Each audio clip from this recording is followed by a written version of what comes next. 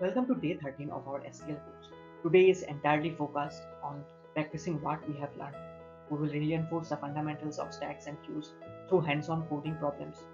Our goal is to sharpen your ability to think algorithmically using STL.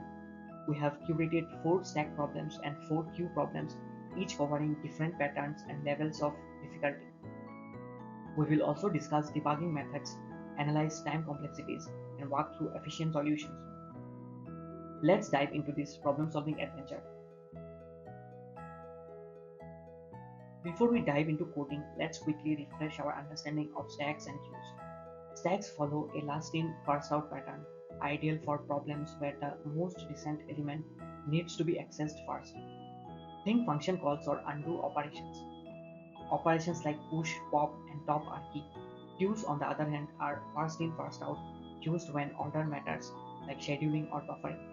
Both are backed by efficient containers like DQ and offer constant time complexity for most operations, making them perfect for real-time tasks. This is a classic problem often asked in interviews. The challenge is to validate whether a string of brackets is correctly nested and closed. We use a stack to store opening brackets as we encounter them. When a closing bracket appears, we check if it matches the top of the stack. If at any point it does not, or if the stack isn't empty at the end, the string is invalid. This is a great demonstration of stack behavior in parsing problems. In this problem, you are asked to find the next greater number for each element in an array. A naive approach is big of and square, but using a monotonic stack, we can reduce it to linear time. The idea is to keep a stack of elements in decreasing order as we move when conditions are met. This efficient stack problem is common in many optimization scenarios.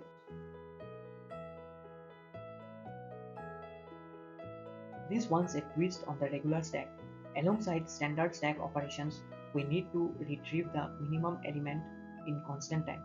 The trick: use a second stack to track minimum values. Every time you push, compare it with the current min and update accordingly. When you pop, remove from both stacks. This dual stack setup is a great way to enhance basic data structures with additional features. Here we evaluate expressions written in reverse Polish notation, where operations follow their operands. This means no parentheses and no precedence confusion. We use a stack to store numbers. When an operator is encountered, we pop the last two numbers, apply the operation, and push the result back. It's a great example of how stacks are used in interpreters, compilers, and calculators. This problem simulates a live stream of characters where you need to identify the first non-repeating character at every point. We use a queue to maintain the order of characters and a hash map to track frequencies. As we iterate, we remove characters from the front of the queue if the count exceeds 1. This problem teaches us how queues are ideal for maintaining order under dynamic conditions. In this design challenge, we implement a circular queue that wraps around once it reaches the end. We manage it using a fixed size vector and pointers for the front and rear. This structure is used in buffering data, task scheduling, and memory limited environments. It's a practical application of queues in systems programming and shows the real world importance of efficient container design. This is a high frequency interview question.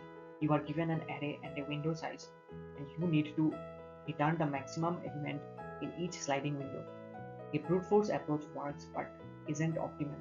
Instead, we use a DQ to store indices in a way that ensures the front always contains the current maximum. As the window slides, we remove out of window elements and maintain decreasing order. This highlights how queues can drastically improve performance in sliding window scenarios. This grid-based problem simulates how rot spreads among oranges over time. Each minute, broken oranges infect adjacent fresh ones. We use a queue to implement a breadth first search, treating each minute as a level in the BFS tree. By counting the levels, we calculate the total time to rot all fresh oranges. If we can't reach some fresh oranges, we return -1. This problem is a strong example of BFS in metric-based traversal.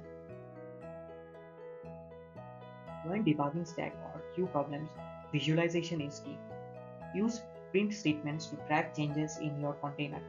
Watch for off by one errors, especially when dealing with indexes and loops. Also, don't ignore space complexities. Optimize memory where possible. Prefer DQ over list in most STL contexts due to better performance. And always consider edge cases. They often reveal hidden bugs and edge logic.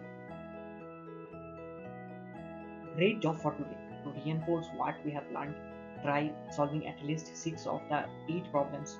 Push your solutions to GitHub. It not only tracks your progress but also builds your portfolio. Revisit STL documentation for stack and queue if you need a refresher. And for those who want an extra challenge, try implementing a stack using a list container from scratch. Keep coding and see you in the next session.